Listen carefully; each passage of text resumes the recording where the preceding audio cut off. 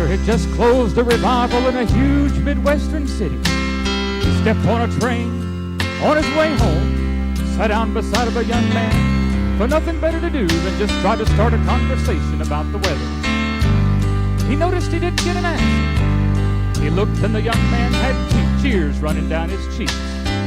He said, "Son, I'm a preacher. I'd be glad to help you in any way that I can." The young man, through his tears, proceeded to tell this story. He said, "Preacher, 2 years ago, I got so mean at home that I even struck my dad.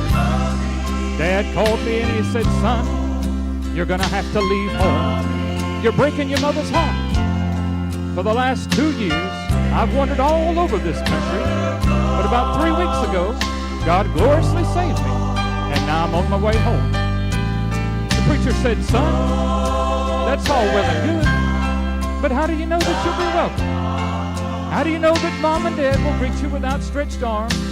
How do you know that they'll receive you as one of the family again?" The young man said, "Preacher, we've lived beside these old railroad tracks all of my life.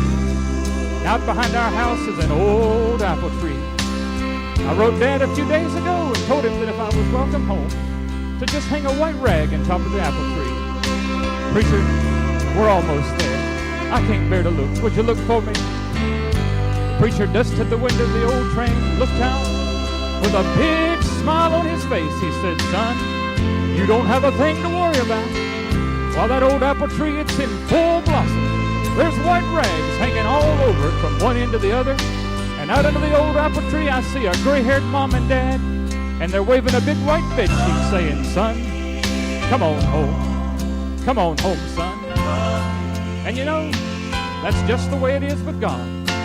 No matter how mean we've been, no matter how wicked we've been, no matter what we've done, if we'll just ask His forgiveness, He'll say to each and every one of us, "Son, come on home. Come on home, son."